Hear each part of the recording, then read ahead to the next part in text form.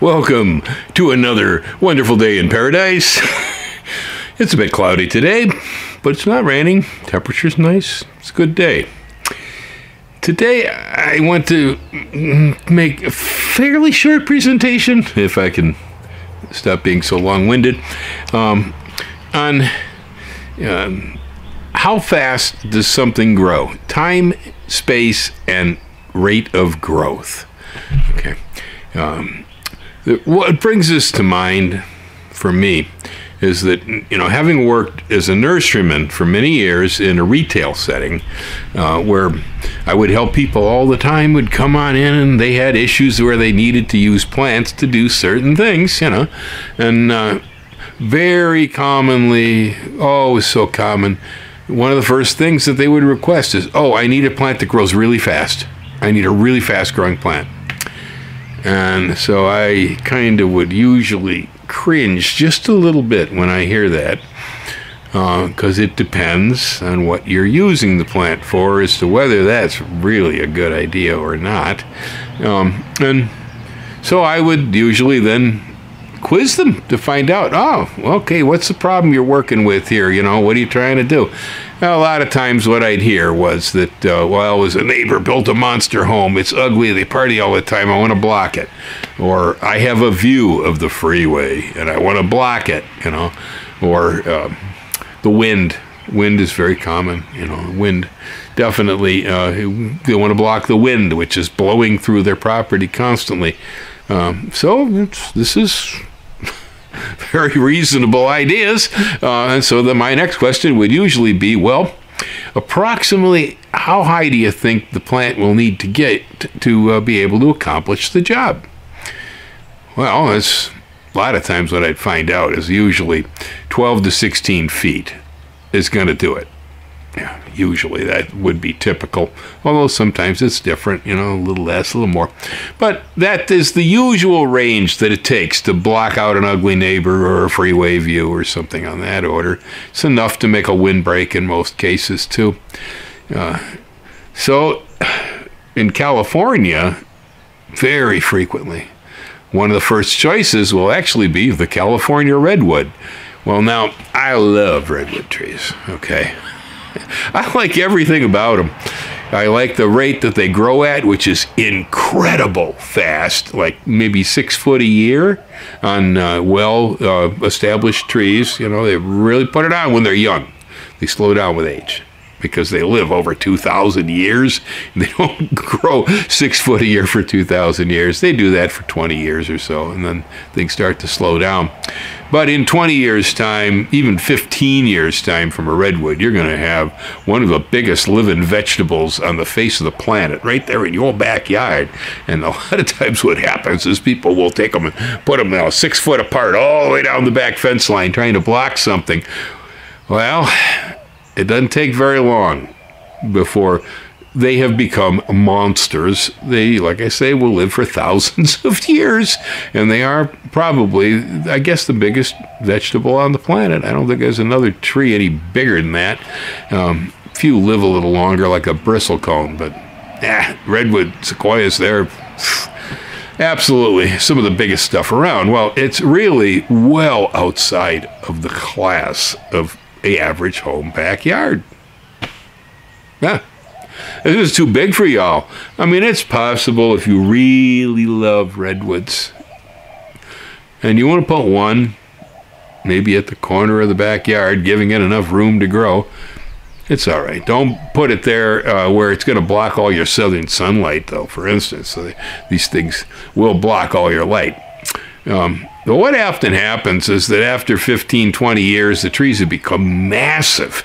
And so homeowners looking at them will often bring in some tree surgeon, some arborist, maybe just some mow and blow guy with a chainsaw, you never know, who will then, in turn, top the trees. This is horrible.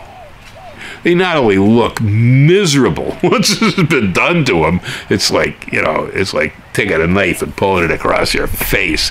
It's gross if you like plants, but it does make what is one of the more stable evergreen trees on Earth unstable, because the union where it comes on top, that topping is usually multiple trunks that all emanate from too close together, and so then they become weak and they will split away, whereas the redwood normally is, it holds up well. Yeah, it's resistant to rot. It doesn't tip over easily. It's pretty well anchored usually. The wood is strong and flexible, does not snap easily on the living tree, you know. It's a little brittle on dry redwood lumber. Those of you who work with it, you know that. You can crack it when it use an old redwood especially.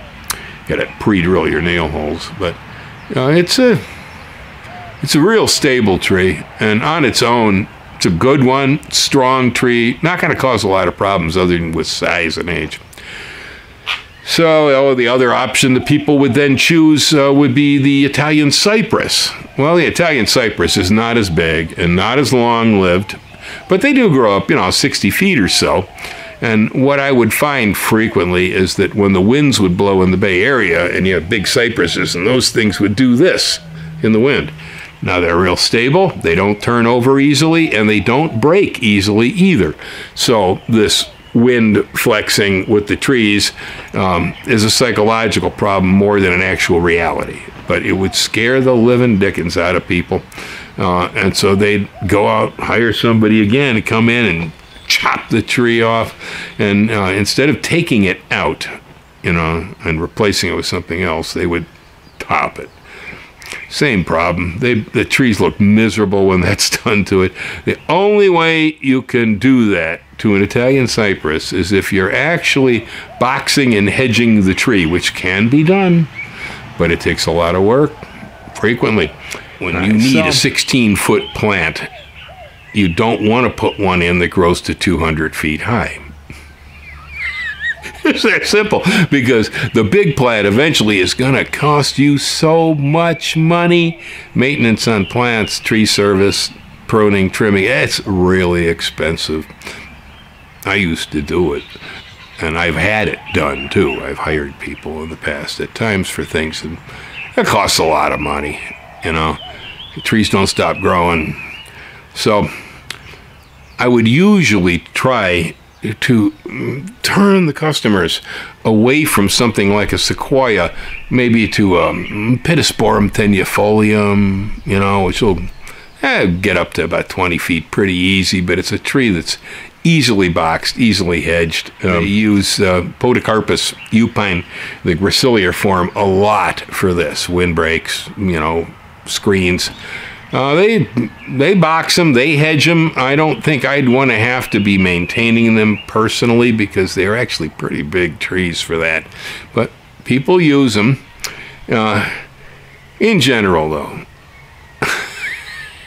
plants in a landscape that are mostly your ornamentals, that maybe are not utilitarian, okay, slow to moderate growth rates are far superior in most cases to fast growth rates. If it's a flowering perennial, you know, fast growth rate, no big deal. Really not much of a deal on a soft perennial. But anything that gets woody, you know, like bamboo, for instance, there's another one people want to use for screens. I have Himalaya Calamus back here, the Himalayan purple stripe. I put the plant in from a 1-gallon pot in February 2017. The plant was maybe 12 to 18 inches tall in the 1-gallon pot when I bought it. I put it in back here. We got good soil, and the thing is now, well, I don't know, probably about 30 feet in the air. Yeah, a huge clump.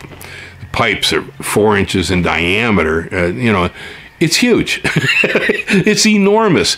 And if I wasn't in a few years' time too, and if I wasn't the kind of guy that harvests, so I cut the pipes, I use them, I make supports, I make poles, I make all kinds of things out of the bamboo.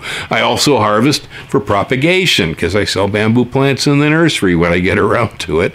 And so I have two reasons why I cut that bamboo back. even still, at the rate it's growing, I'll never keep up with it. And I put it all the way to the back corner of the property, realizing what could happen eventually. Yeah, and so if it starts spreading back there and I am unable to get back and really do work with it anymore, it won't matter much. We'll just lose the whole back part of the property to bamboo. So yeah, that's another one with bamboo. But very rapid growth. Almost nothing will grow with that speed. Okay, if you're in a place where bamboo is suitable, very few things can attain the speed of bamboo. But my opinion of the plant is don't plant it unless you're a harvester. Now, I only plant clumping bamboos. I will never plant a running bamboo. They are a nightmare. All right, but the clumpers are, pretty good. And they're controllable, containable. They don't go running everywhere. Spread slowly like growth rings on a tree. Okay, that's how they work. But still, if you're not a user, where you're going to use the stakes, where you're going to build furniture from it, where you're going to make a house, if you're not one who actually plans to be cutting and using the material, they're not a very good choice. They will cause you a big problem eventually. Yeah, that's my opinion. And so I'm kind of scared of fast-growing plants, and I have a lot of experience with this. Now, we're talking landscape material, all right? When I start talking about reforestry, or if you're out in the Tules, you're not in the suburban or urban settings where everything is really close together and tight. If you're, way out on the farm, it doesn't matter. Plant whatever you want to and let it grow full size, because you have a lot of space, right? Just keep the great big things away from the house, maybe. Keep them back from shadowing your other landscape and so on. But they won't cause a big problem. When I lived in Wisconsin, we used to plant lumberwood. Did a lot of reforestry of trees that we had intended to actually cut for saw logs. Pinus resinosa, the Great Lakes red pine. Great choice. Fast, real fast. Even in short growing seasons around the Great Lakes, that thing roars. Makes high quality pine lumber, good for 2x4s, real quick, good looking trees, native, easy to grow. They don't have a lot of pests, at least they didn't when I lived in the Midwest, and so they were relatively trouble-free. Lumber trees that grow fast as long as it's high quality lumber and not weak wood, well, these are good things. Fast growth rate there, because you want that wood as quick as you can get it out of the ground.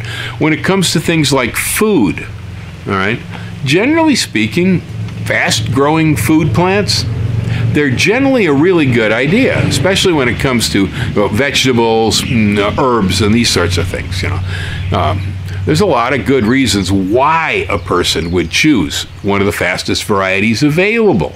If you live in a short growing season, you want to grow corn or tomatoes, hey, get the earliest varieties you can find that have good quality. Yeah, because you might have to sprint right up to the finish, and then bang, the frost hits the next day after you take the corn off, right? Because weather will turn real quick on you. And so fast is good. Northern Wisconsin, I used fast vegetables as much as I could. On the other hand, some varieties take quite a while to grow, and they also have incredible quality. So, but I think a lot of the really quick vegetables tend to be pretty good too. So, here in Hawaii, vegetables, I try to use a lot of fast varieties. I see one of two ways. Either the varieties are incredibly quick or they're incredibly resistant to problems that we have here. The nematode, for instance, not nematode is always an issue. It gets into tomatoes, for instance. It'll get into cucumbers, squash, and really mess them up bad. Well, I like to use the fastest varieties possible, even though I live in a tropical environment. I'm using it to keep the crop ahead of the pests and the diseases. If the tomatoes can crop and come on quick, I can usually manage to get enough to satisfy me before the nematodes get too bad in the roots and the plant begins to decline. So again, another good reason for choosing fast-growing plants, no matter what your environment is. If there's some sort of an obstacle, a fast-growing plant can be your solution. With most herbs and medicinal plants, if they're fast-growing, generally speaking, they're to your advantage, because these are utilized. They're harvested completely, and there may be nothing left when you take the crop off the ground. You know, that's it. So there's a limit to it. Now, when it comes to fruit trees, quick yield is good. And now I had discussion recently about things reaching age here, and that, well, for instance, certain apples, certain citrus, they don't really reach their peak quality until they've hit a certain age, which can be pretty far out in the future, depending on what variety it is. Some, it doesn't matter. The young trees make quality that's nearly as good or as good as the older ones. But, so, getting the crop quickly, obviously, is an issue. But having a fruit tree that grows super fast, boy, is that a nightmare. We really want our fruiting plants to be growing at slow to moderate rates of growth, because they oversize. They become too large, and all we want is the fruit. We don't need a 50-foot high tree, you know. So that's why people use dwarfing rootstocks, is because they induce early fruiting on a plant, but they limit the speed of the growth, you know. So with citrus, an early bearing variety on a dwarf rootstock, you know, can be a good thing. I don't have too much trouble with citrus in our climate getting them to bear quickly. Most varieties will come on in 3 to 4 years mostly, so it's not that long a wait. Yeah, when it comes to the landscape, though, time and space here, you know, that really slow to moderate growth rate plants that actually just hold their spaces without being manipulated too much by humans. You know, there's two things that affect plants and landscapes. One, climate and variety. The other, the human mind. Yeah. Human mind, that's probably more important in the garden than the weather half the time in the environment, is because people are always looking out going, oh, plant's too big, or that's too slow, or, you know, we make judgments. We make judgments all the time about plants that really maybe have absolutely nothing to do with the plant's needs. This is to remember. Most of what you're doing with the plant isn't done because the plant requires it. It's you know. There's some exceptions. I think pruning a rose is kind of 50-50, and as far as that's concerned, definitely pruning fruit trees. The fruit tree get by without you pruning it, but you want the fruit, so you know you got a trade-off. That's a give and take there with the pruning of the fruit trees. But in general, unless it happens to be something you're going to eat and harvest, or it has endless space, so it doesn't matter, okay, then fast is generally bad.